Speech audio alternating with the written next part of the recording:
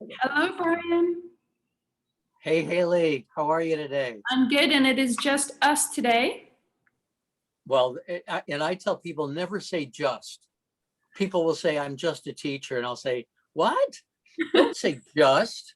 Or people will call and they say, hi, it's just me. Well, Well, when it's just me, I don't usually say it's just me, but when it's in this context, it's Brian and Hayley here today. We don't have a guest. and we're ready to go. Yeah, and we kind of like these little moments in between guests so that you and I can connect, just the two of us, and kind of have a moment to catch our breath and figure out our pace and see where we're going and what we can do. So I think today we wanted to talk about some things that we've been noticing about the way that we are communicating on these calls with guests. So one thing that came up last week, which was very interesting for me, is that I was super excited about the day. We obviously had Janine, who I was excited about, and then immediately after that, I spoke on a panel, or I was speaking on a panel, and very excited about both of them.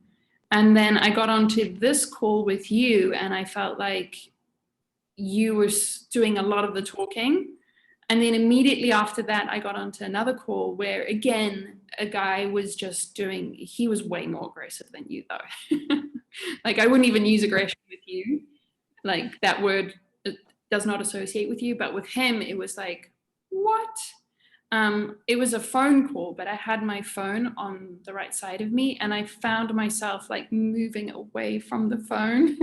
Oh, So it was very interesting for me to sit back at the end of those two calls back to back and really ask myself, where is my energy? well, part of it is I think the male-female dynamic in terms of how we're raised. And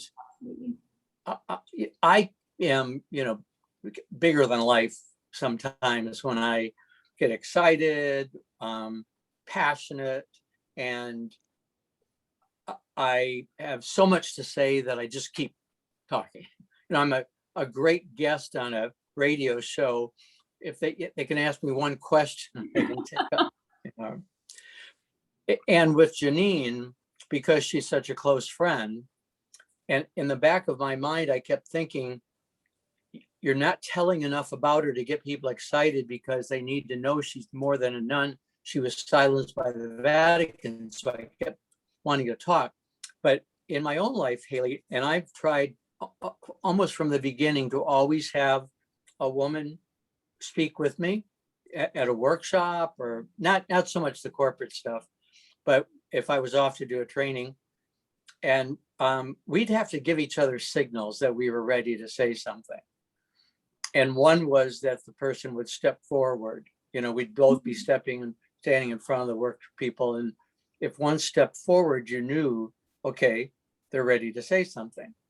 And so one thing that, besides me wanting to be more conscious of stopping and checking in,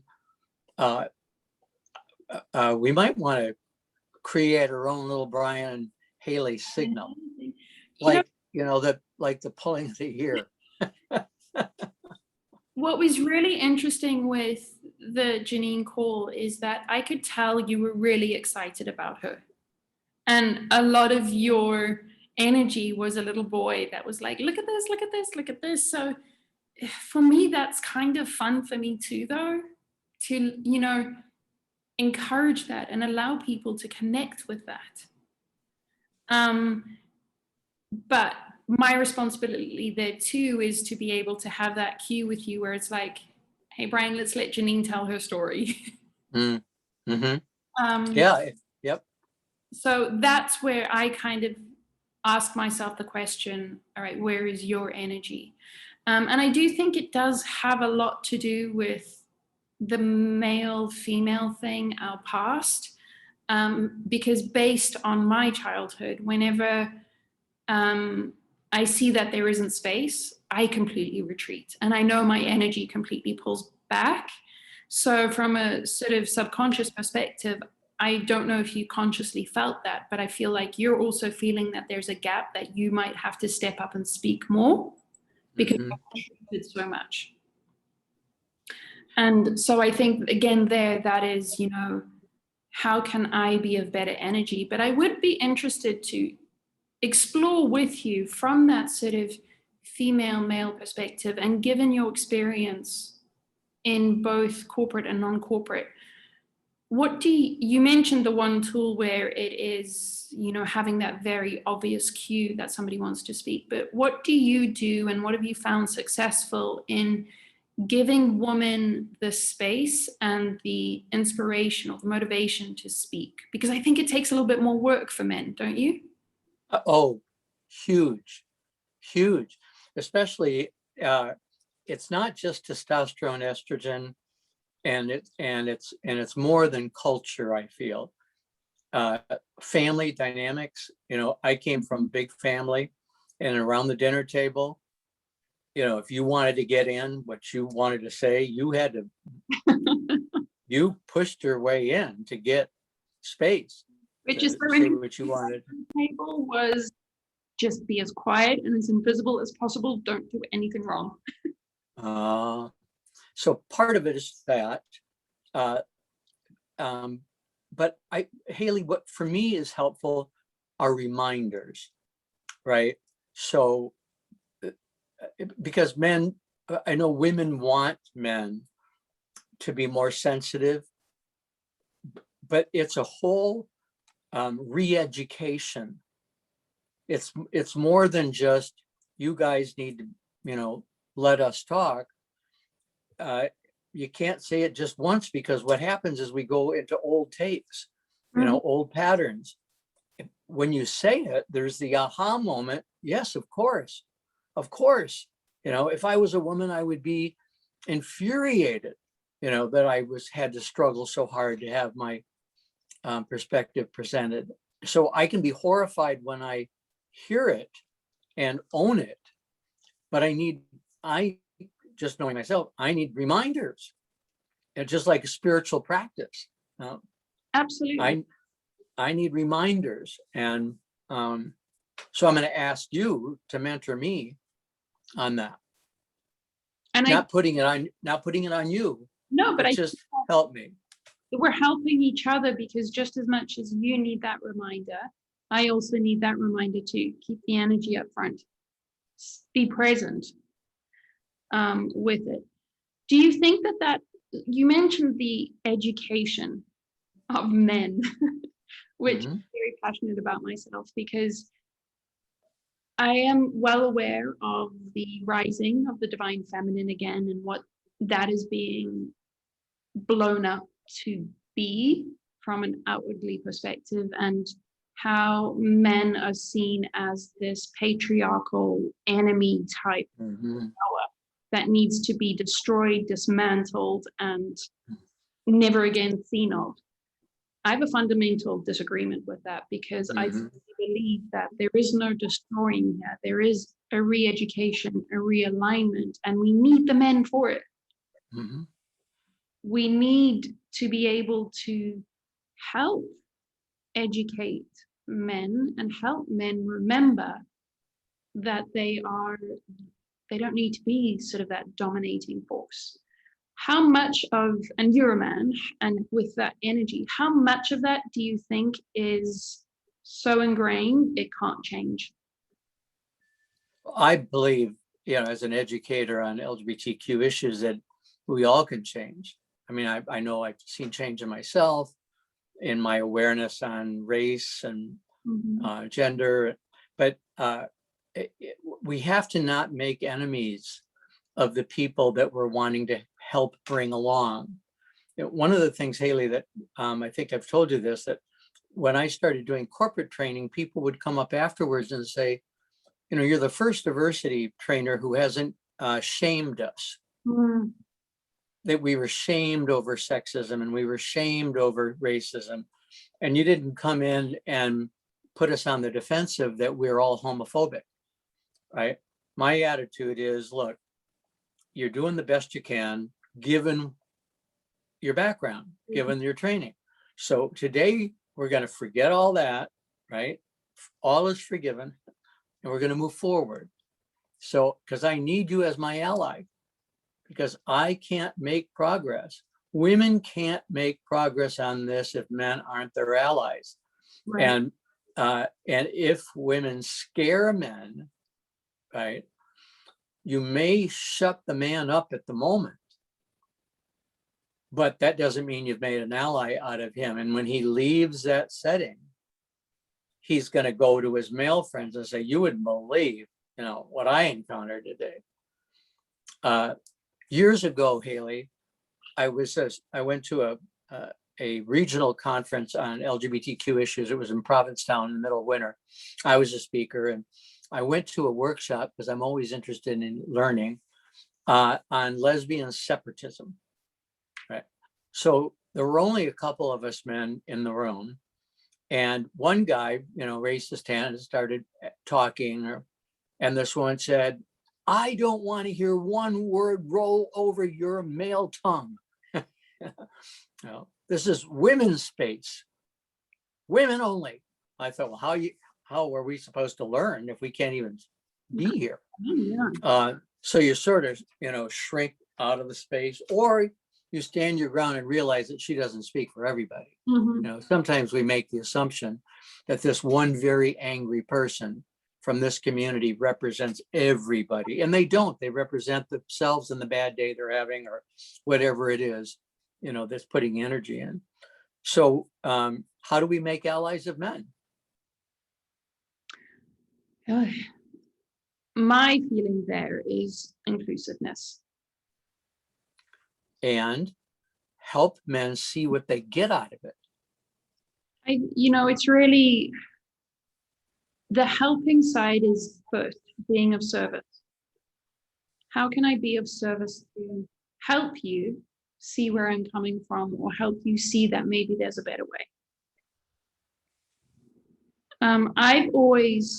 I have encountered some very strong men, as well as women that have become strong men. Mm. And I say that not because they transgender, it's women that have been empowered, and the way that they felt they could do that, or the only way that they could do that, was to turn into men. So they do everything the same. They're part of the boys' club. They do everything the same as men. They ridicule women. Mm-hmm. They're very much have embodied those male traits.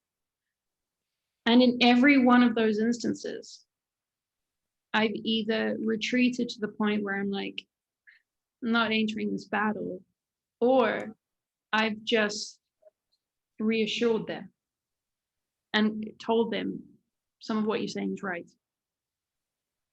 And that seems to have been a really good diffuser. I agree that when somebody comes on strong about something, at least my style is to affirm them, their energy, right? And identify with their feelings. I can identify with what you just said. Let me offer you an additional perspective, right? There was a woman who on Facebook, somebody linked me to her post where she says she's sick and tired of hearing people say, but we were born that way. Gay and transgender people saying, you're born that way. And she said, I don't, why should that matter? Why? I'm sick of it. It sounds like we have some problem that we're asking pity for, that, please pity us because we're born this way. And I posted back, I said, I really identify with your feelings, and I have felt this myself, that, as a child, I might have said, if you gave me a pill, I'd take it, but, not as an adult. I love being who I am. But from my experience as an educator with heterosexuals on this issue, you should know that in 50 years, all the evaluations, the primary thing they would say is understanding that it wasn't a choice made a huge difference for me. Mm-hmm. Now, she could respond, I don't care. I don't care what they think. Well, then she's not an educator, Right. right? She's somebody who's blowing off steam about, she's sick of hearing it. I can identify with that. But let's talk educator to educator to say, how do we, now you said, how do we help men? One is, I think, having role models of women who are superb leaders and with whom men feel safe and validated and empowered. Men who embrace, again, modeling, who embrace their feminine and talk about it and talk about they wouldn't be where they were today if they didn't embrace that. Role modeling is really important for people to look at and say, I want what they've got. They seem really happy. But the other way is to help people understand what they get out of it. For instance, I've read, and I thought it was a great argument, you guys should know that you die before we do. Your life expectancy is shorter. You have more heart attacks. You have more hypertension. You have more strokes than women do. If you would let go of the reins a little bit, and let us participate, you'd live longer and be happier. Yeah. Oh, all right. I may not do it because I want them happy, but I'd like to live longer. Yeah. That makes sense? Totally makes sense. And I think that is, patience too, like being consistent and being patient, that things don't happen overnight. Just because you had one conversation doesn't mean that that's changed now. You need to be patient, and it has to be those cues that are consistently reminded to create a new habit. But also focusing on the benefits and being able to show that there's a benefit without threatening. If women could be taught, and I think only women can teach women this, maybe, or maybe not, maybe a man who embraces his feminine could help women with this, but we need women to have the kind of conversations every day, everywhere that we're having right now. Yeah. With their husbands, their boyfriends, their sons, whoever, to say, honey, wait a second. I was speaking and I know you didn't mean to, but you talked over me. Yeah. And I didn't get to put out, and I'm feeling like you think your thoughts are more important than my thoughts. And I know you don't intend that, but that's what I'm feeling. I think that always, rang true for me too, because I would always, whenever I came across these men, I would always ask, if I was your daughter, would you treat me the same way? And I would always ask that to myself, because you can't ask them because they're not treating you any differently, of course. And, I do think that a lot of the men that are in, the older men that are in these places of power now, would treat their wives and women exactly the same way. So I think it is the responsibility of women now that have children that is still in a place of influencing the next generation in terms of how to behave better, how to speak better, are doing it too on a consistent basis and a very gentle, kind basis. It's not about threatening and saying, you're going to lose your job or you don't deserve your job because you're a white man. It's, no, let me show you how to be more effective, and maybe you can teach me so I can be more effective and we can help each other. And teach coping skills. My mother, from that generation of women who saw themselves as the supporters of their husband, when my father would be too much, and he could be too much, she'd say, Mac, I'm going for a head of lettuce. I wrote in a book, we ate a lot of salad.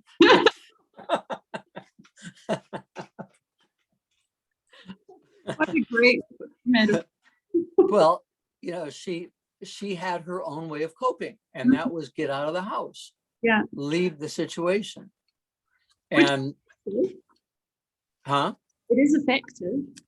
Well, she also, for the one time, I wasn't there. I was told the story. My mother was saintly, this Irish Catholic, never gossip, never say bad words.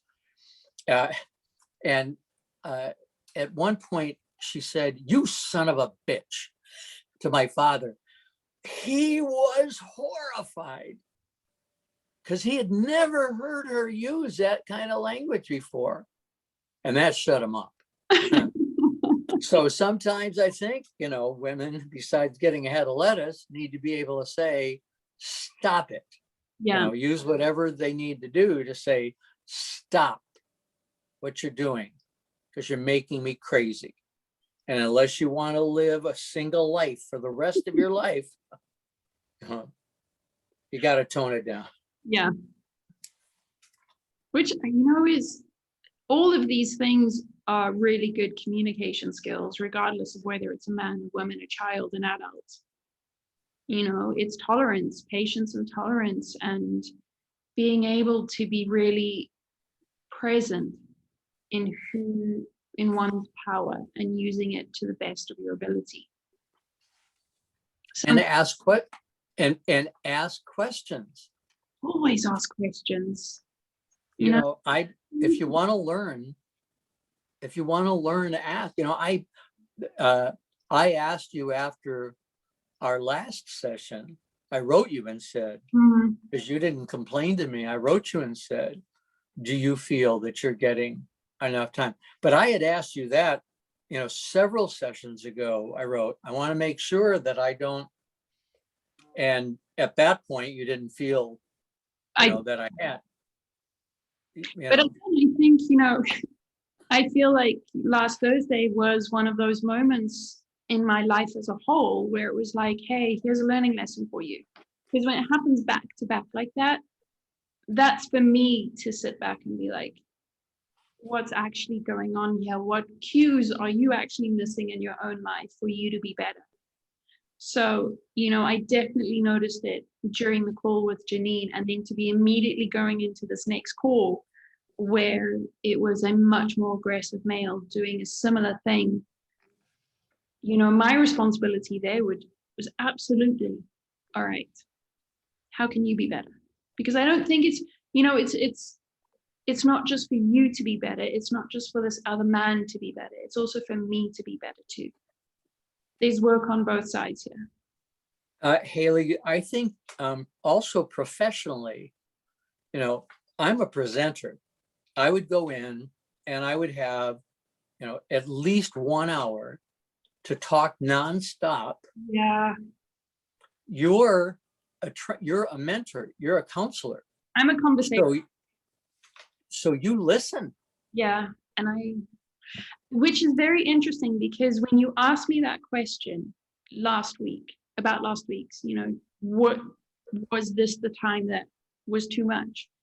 And it was the difference between this time and the other times is that I'm happy to listen, and I'm happy to participate by listening. The difference with this time is I didn't feel like there was enough time to listen. And it is, I find great joy in listening. So sometimes, even if I'm not actually speaking, I'm still 100% present, and I'm still 100% participating, because I'm just enthralled in the story. Well, since the other thing I was thinking is that I usually, if it's your guest, which we've only actually done 1 or 2, I think, I want you to take the lead, because I don't know person. I think we do that naturally, which is a good way. I will run in and fill up a hole if I feel like, And I think that's why you and I are so good at this, because it's not like they're two professionals coming together to do a YouTube channel. We're learning about this as we're doing it. We're looking at ourselves going like, right, that was interesting. Let's talk about it. Let's figure it out. I think that's the beauty of this too. And, we are two very different people from very obvious perspectives, but the more that we do these, I think we get to explore those differences a bit more. And I think that's, going back to that whole curiosity about our differences and our uniqueness. Have an open mind to be curious. What you told me was not the first time I've heard this. I mean, in my own relationship with Ray, 45 years this May, I finish his sentences, I'll talk over, I'll tell stories that he like cut, how we put orchids up. Well, he's the one that puts the orchid up. You'd think I'd be quiet. And in previous co-led workshops, I know that. So it was not a first-time confrontation for me with my own lack of awareness on what I'm doing. And when you're excited, which I tend to be all the time, it's really hard to pull the reins back on the horse, because you still got stuff. And there's only so much time. And you're afraid that if you stop and go back and forth like a teeter-totter, you're going to lose what you were. Which is, it's such an interesting thing too, but, you're excited. And I do some of the thing too. When I'm excited, I will speak louder, I will speak faster, and I'm totally in it. And I have so much to say. But am I in my heart? The answer is no. I'm totally in my head. And even though it's excitement, even though it's fun, it's all in my head at that point. I'm on my head. I am technically disconnected and not fully present, not fully aware of what's going on around me anymore. I'm totally in Hayley world. So Janine's coming back at the end of I know we May, just May. End of May, and which is great. And I'm going to ask if you wouldn't mind leading. I would be happy to. And I'll participate, but now it's your turn. It is. I'm happy to take the reins, and thank you for that opportunity. I have one more question though. What are some of the things to not do, to try your best to avoid when you are in that situation of a domineering person or somebody that is excited? What are some of the things that you would say don't do? Don't, and you were great about this, don't communicate with your audience visually that you're upset or disgusted. I co-facilitated, I invited a woman to come in. I was invited to give the presentation. I invited the woman to co-lead, talk them into allowing her to co-lead. And while I was in front of the audience and she was sitting back, she was shaking her head no when I would say things. And she got called on it by the person who invited me later. But that really puts the listener, mommy and daddy are fighting. Yeah. And I don't know what side to take. I don't know who to believe now. He's losing his credibility because she's upset.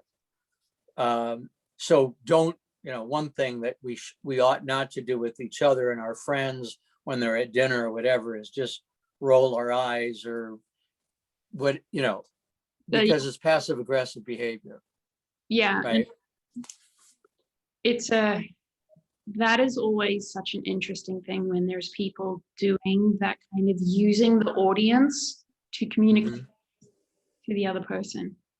I once had a wife, the husband was talking to me and the wife was sitting behind him going like this, as if, he won't shut up. And I thought, that's really disrespectful. And I'm interested in what he has to say. Right. Read the room. Well, they're divorced now, but hopefully but they're happier now. Pardon? Hopefully they're both happier now. Hope, and I think they both are. I think one way of indicating in a positive way that you have something to say is to nod and then put your finger up as if instead of raising your hand, just put your finger up to give a cue that, okay, wind up whatever it is you're saying and stop. Right? Yeah. One of the ways I would not suggest is meeting aggression with aggression or personally attacking the person. Mm-hmm. Or avoiding saying, I can see you're emotional, or I can take this personally. I think that is fuel to the fire. Mm-hmm. Yeah, or making a little snippy comment too. Well, we've certainly heard from you today. You know, what's a person supposed to do with that? Except feel shame, withdraw, feel attacked. It's not helpful. It's not helpful, but it also, when I think you're in public spaces where you have an audience, your responsibility isn't just in managing that person. Your responsibility is keeping the audience present and making sure that they're comfortable. So if you're personally attacking somebody, you've just completely cut the audience off. And, you know, to that point, they're lurking in deep water going like, shit, where's the exit? And you were invited in that setting to teach them something. Yeah. And as soon as something like that goes on, you've lost the educational opportunity because their heads are going all over the place. And you really can't. I mean, at that point too, you become the sort of the headline story for that act, and hit that person's behavior you were trying to stop ends up being, well, it wasn't that bad, but look what she did. Mm-hmm. They did to shut that down. That story. Much better to be able to have the audience on their own discern. I got a lot out of it. He dominated the conversation and she handled it beautifully. Right? Yeah. Because then there isn't a story to be told from person to person. You should have heard what she said to him. No. Yeah, there's no sensationalism of it. Right. It's very clean and neat. It is what it is. So do you want to keep talking about this or do you want to change subjects? I think we can change subjects. I had a couple thoughts I wanted to share with you. Before I came in for this, I was gardening. And when we garden, and I love to garden, one thing that I think is a metaphor for all of life is that if you decide to plant something, you have to take responsibility for its life then. Right? That if we initiate something, it's on us then to make sure that it's pruned. And sometimes pruning is a really hard decision because you don't want to cut anything, but you know that if you don't cut it, it's not going to grow. Or if you don't cut it, it's shielding the sun from the plant next to it, and the plant next to it needs the sun. So when you're out there, it's more than just watering because you know you're supposed to. You water, you fertilize, you weed, but you really have to do it on an ongoing basis. You can't do it once. It's I spend at least an hour in the garden every day, if not two. And while it's nice to be outside, sometimes it's hard because I feel overwhelmed with, the responsibility of it, as does Ray. And we talk about that, what can we let slide, what doesn't have to get done. But to know, what, this is my life now. You've decided to plant things. So now this is your life. And so take care of them. You can decide that you don't want that life, right? Then you probably should try to find somebody else. But I just thought, boy, this is a real metaphor for me, at least, in making tough choices, especially about cutting things out, There's two parts to that. So there's that whole idea of when you plant something, when you seed something, it is your responsibility. And I think that's very connected to the Divine Mother in all of us.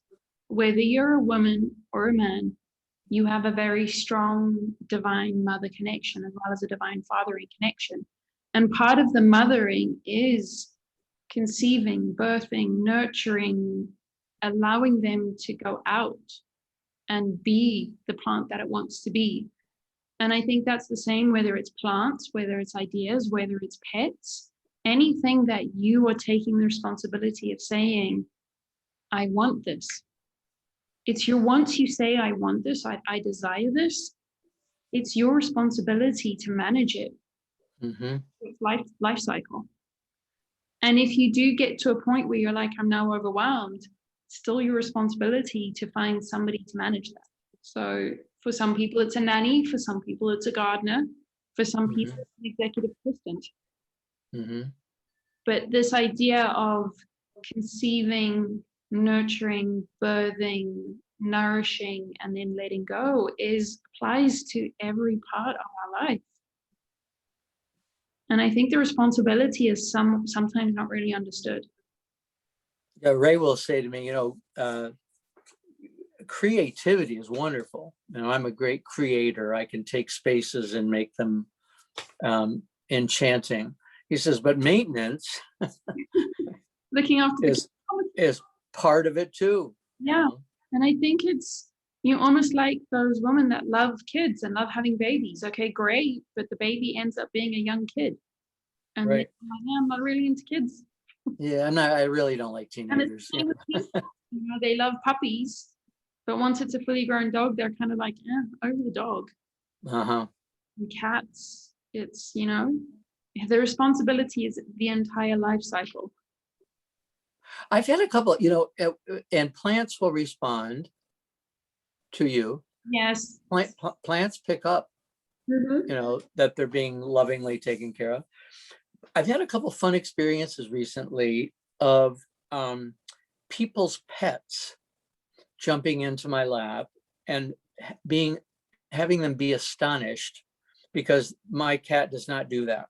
My dog does not do that. And it's happened enough that I thought, well, maybe you give off, a vibe that says, absolutely, you're safe here. And that's kind of nice. It's kind of nice to feel. Kind of nice. Sometimes it can also be a burden too. Yeah, burden because you don't want too many pets in your lap. Yeah, and I'm not a big, honestly, I'm fine with cats. I just don't want people's cats all over me. I don't like cat hair on me.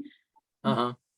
And I know cats are really good at this, that when they feel like somebody isn't really into them, they just make a beeline for them. Yeah. But it's, just on Saturday night, I was with some friends and they have a super cute dog. The dog spent the entire night with me, and my friend actually got jealous that the dog was with me. And she was like, hey, don't you think you should give the dog up now? And I'm like, I'm not holding the dog here. It is sitting with me. If it wasn't on my lap, it was on my feet. Yeah. It's a cute dog. So happen. So I think there's an energy that they're responding to. Definitely an energy. And there's times where I'm totally into it. There's a lot of dogs that roam the streets here. Some of them are street dogs. Some of them are they have owners and places to sleep at night, but their owners let them run the street during the day, which I think is hilarious. It's almost like this whole, the kids of the neighborhood get together, and then once the sun goes down, they go home. This happens with the dogs. And if you're walking around, and you can totally see, some people, the dogs will not follow, and other people, and I'm one of the people that the dogs will walk with me until they kind of reach their boundary, and then they'll turn around and go back into their boundaries. And that to me is always all right, your energy's on point today. Yeah, that's what, Francis of Assisi had, right? So, okay, can I shift again? Yes, let's go. Okay. So I want to recommend a book that I'm reading. It's called Elders Rock. So amazing. And it's by Harvey Austin, MD. And the subtitle is The Best Is Yet to Come. I'm working on a book called On Being Gay and Gray, and taking a look at a lot of issues like wisdom. And this book talks about how elders, which he capitalizes as a third stage of life after adult and after youth, that we've lost respect for the contributions elders can make, that for many, many, many, many, many, many hundreds of years, elders were revered for their wisdom. Tribal councils, right? Books like Lord of the Rings, the Ents, were the old wise trees, and Yoda, several hundred years old, Gandalf, that we don't think about older people the same way today. And I posted something you probably read about how do we lose community when we assimilate as a minority. And I was giving all the reasons why I think we've made great advances. And while I have the loss of excitement that I had when I was in my 20s as a young gay person, when there were no protections and nothing but bars for us to meet in, I'm grateful for where we are, and talked about going to a gay pain doctor.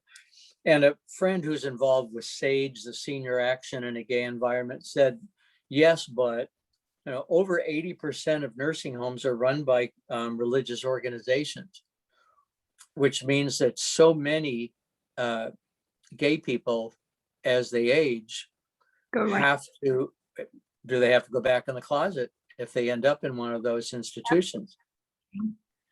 And so I said, yes, that's a real issue. But the other issue that we need to address is our older gay people seeing themselves as having something to offer, because we live in such a youth-oriented culture, youth and beauty. Mm-hmm. And if you're not young and you're not beautiful or rich or powerful, you're old, you're wrinkled, you're decrepit, and scoot. And we need to help older people see that they have a wisdom that needs to be shared. And like the plant, you have a responsibility to do it. This has been really prominent this week, and was one of the things that I have these things that I'm like, I need to explore this and write about it, because I do work with people that are approaching retirement, or they're in sort of their late 70s going into their 80s, and the amount of depression that is happening because they're waiting to die. And when I see that, I'm like, you've got so much life, like, what are you doing? Why are you sitting on the sidelines? But I think it comes back right now where I am with this, because it has been just sort of this last week, probably up until Wednesday, where I was like, I need to start organizing these thoughts now. And the one word that I got really caught up on is retirement.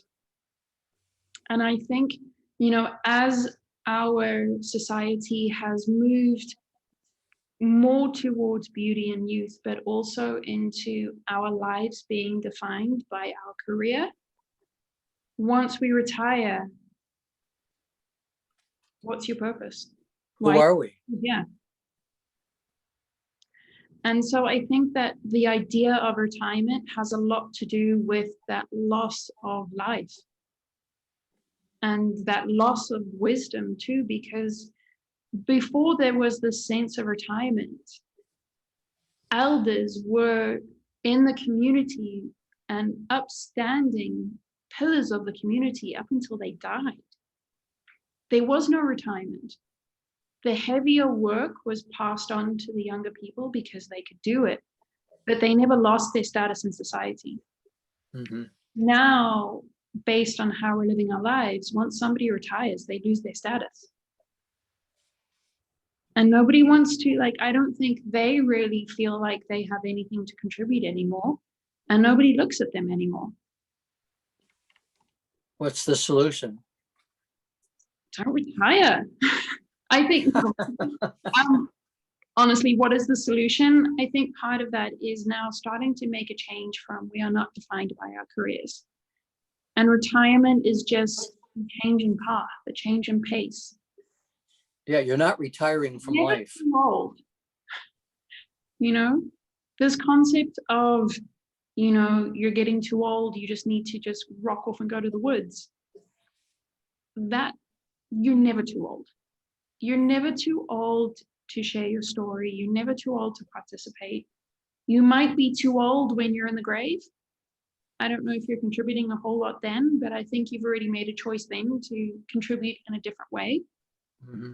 But I think it's on both sides. We all need to work on this concept of you're too old. Why is Too old. Yeah. too old? And help people understand what gifts they have. Yeah. I mean, Owning your gifts is a real challenge. It's really hard to say. I mean, you know, I admire your ability to say, I have the gift of clairvoyance. You know, that's a really gutsy thing to say, I think, because it puts you out there for people ready to test it, question it, and say, well, let's just show her that, you know, what she thinks is clairvoyance is no more than what I've done now. But I think we need to help people, and you've helped me acknowledge what my gifts are, because I grew up in a family that you know, you didn't allow yourself to feel special because you'd get knocked down a peg or two. It was too big for, you know, your britches. So your head's bigger than everybody else's in the room. We can't breathe because your head's so big. Right. Nasty. So, well, it is. And I'm sure that they thought they were helping you, your parents, maybe. That's how they learned it. I mean, I do still believe that the root of much evil is love. Yeah. What they feel is love and what they think is right. Mm-hmm. But helping elders understand that you have accumulated experiences that have given you a worldview, a long-term view that young people can't have because they haven't had those experiences yet. And we need to figure out a way to have you share those gifts, even if it's just with your own children and grandchildren. You know, you don't have to go down to the community center and volunteer if you don't want to, but you do have gifts that you shouldn't be preoccupied with the waddle, you know, under your chin or under your arms, your wrinkles. That's crazy. You know, a tree isn't self-conscious. And that, you know, I think if you look at how important elders are, I would challenge you to find a single person that does not have an elder as a key inspirational person in their life. Mm-hmm. It is always a grandparent or somebody that is at least a generation older that has been fundamental in the direction of their life from a positive perspective. That's how important they are. And I think that the information is priceless. It's invaluable. And even people who say, no, I didn't have anybody, they may have had a teacher, or they may have read a book or seen a movie where the elder person was the one they were most attracted to, or maybe emotionally. They haven't met him yet. You know, again, life's not over. Uh-huh. You have to meet that person by the time you're a certain age. I was meeting with a young guy, actually, you know Mark Turnipseed. Yeah. I was having coffee with him recently, and I said to him, you know, enjoy this time that you have your youth and beauty, because one day in your life, someone's going to say to you, they're going to see a picture in your home and they're going to say, you used to be handsome. And he got this shock, look. I said, no, it's true. People will say, you used to be cute. You used to be. You used to be. Not anymore. Not anymore. No, you're not beautiful anymore, is really what, is not being said, but they're taken with. So I sent him a couple pictures of myself when I was his age. I said, and with the headline, you used to be cute. And he wrote back a really nice note that said, when I'm your age, I hope to be able to sit with somebody my age and have them see in me what I see in you, which was really quite sweet. Oh, it's, I had an experience like that too, where the headshots that I use were taken 4 years ago. And I will fully admit to you, I do not go to bed looking like that, nor do I wake up looking like that. But if I want to do my hair and throw on some makeup, that's pretty much what I look like. And this person said to me, like, whoa, you must have had a lot of help. And I was like, I actually think I look better now. I'm like, oh my God, that was like, when those headshots were taken, I was so sick. You were? So sick. Like, my kidneys were packing up, my liver was packing up, my thyroid was packing up, my adrenals were packing up. Like it, and I actually have a friend who looks at those photos and she's just like, you look like death warmed up. You so need to get new shots taken. Oh, is that right? And I just had a moment where I was just like, but I think I look better now. Well, with those shots, there's backlighting and, Needs Photoshop. Yeah. They're supposed to, and their danger is that when you put them up and people meet you, they say, oh, I wouldn't have picked you based upon your picture. Yeah, and there's times where like I will, like, my friends will be like, oh, this is totally you, and I'm like, do they look that different? And they're like, no, I totally see you. But it does times where there's people like, is that you? And I'm like, yeah, but you guys know that it's like 7 a.m. and doing that kind of work yet. Well, when we get to know people, we see them differently. And I think relax. I believe I relax more. I'm not as conscious of what do I look like, because hopefully you're seeing me differently to that point. Mm-hmm. And really,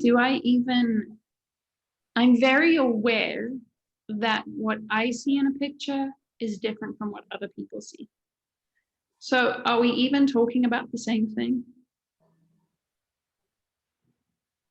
One of the things that I most admired about Ray and learned from him is his lack of self-consciousness about his appearance. He's a handsome man, but he would, mow the lawn without his shirt on and didn't have the big pecs that every other gay man was aspiring to have. He was perfectly comfortable, and body image is such a huge thing for all of us, particularly gay men and straight women. The body image issue. And one of the things I love most about getting older is letting go of the concern of constantly being concerned about, do I look like I could walk on the movie set right now? And that would be an amazing conversation. I think we should talk about the body image, because we are actually out of time, but that is a whole new, I would love to talk to you about that one. Good, let's do that. Definitely, when we talk about diversity, that one covers an amazingly large spectrum of people. It sure does. Yep. So next week we have Dominic.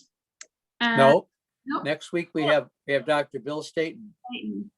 And if we have just a second, I'll tell you just tidbit. He's a Baptist minister, theologian, and sexologist. And he has a book out about sinless sex, and he challenges all the churches to take a different look at sexuality. So he's a father, grandfather, and great grandfather, and he is one of the best sex educators I've met in my entire life. Oh, I'm excited for this. Awesome. Yeah. Well, I will see you next Thursday, if not before. Have a wonderful weekend and a wonderful week. Thank you, Hayley. Bye, dear. Bye. Love you.